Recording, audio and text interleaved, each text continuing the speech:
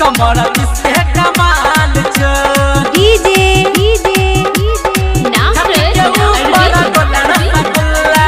कमर किसके कमाल छो इंजन मशीन तगड़ा इंजन मशीन तगड़ा थोड़ी तोहर बवाल छो छाती के ऊपर गोला रसगुल्ला छाती के ऊपर गोला रसगुल्ला कमर किसके कमाल छो छाती के ऊपर गोला रसगुल्ला कमर किसके कमाल छो छाती के ऊपर गोला रसगुल्ला कमर किसके कमाल छो इंजन मशीन तगड़ा इंजन मशीन तगड़ा थोड़ी तोहर बवाल छो छाती के ऊपर गोला रसगुल्ला छाती के ऊपर गोला रसगुल्ला कमर किसके कमाल छो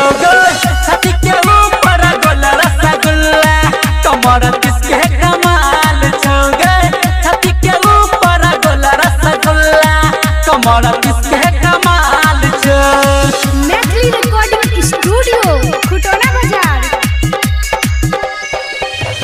डीजे नाम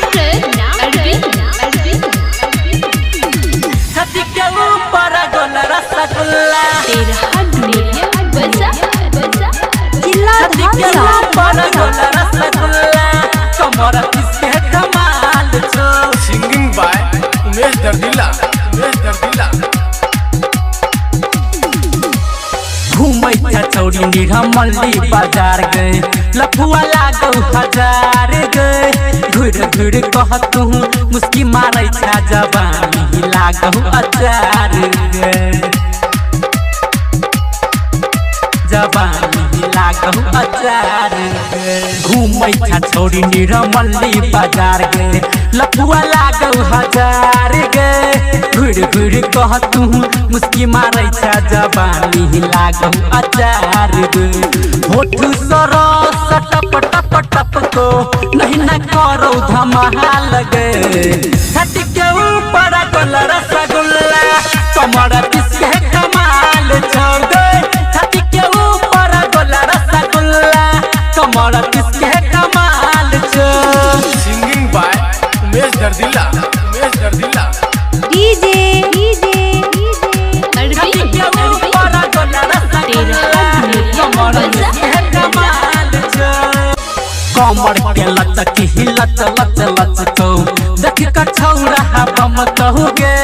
चल न छौरी सीना देखा कदर दिला चुमा लेतौगे डीजे नाम महले तौगे हे गही कमर के लचक हिलत लच को देख कर छौरा बम कहोगे